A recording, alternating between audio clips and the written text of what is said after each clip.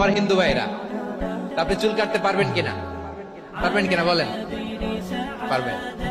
তার দোকান থেকে দই মিষ্টি কিনতে পারবেন কিনা? হ্যাঁ, আমার মুসলিম ভাইয়ের দোকান থাকলে ওইটার আমি বেশি প্রায়োরিটি দিব, ঠিক কিনা? কিন্তু যদি তাদের সার্ভিস নিতে চান, প্রোডাক্ট নিতে চান, পারবেন। তার দলিল সহিহ বুখারী, আম্মা জান আয়েশা রাদিয়াল্লাহু তাআলা আনহা বলেন, ইশতারা রাসূলুল্লাহ সাল্লাল্লাহু আলাইহি ওয়াসাল্লাম মিন ইয়াহুদিয়িন তুআমান ওয়া রাহানাহু দিরআহু মিন হাদিদ। রাসূল সাল্লাল্লাহু আলাইহি ওয়াসাল্লাম এক ইহুদির কাছ থেকে, কার কাছ থেকে? সবাই বলে নাই কার কাছ থেকে? আমার নবী, পেয়ারা নবী এক ইহুদির কাছ থেকে জব কিনেছিল, জব, বার্লি, যেটা দিয়ে রুটি বানায়।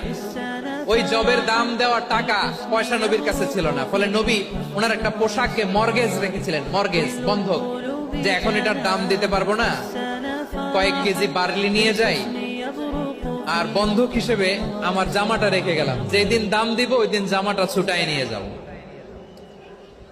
সুবহানাল্লাহ পড়বেন না? বাকিতে নিছিলেন, বাকিতে।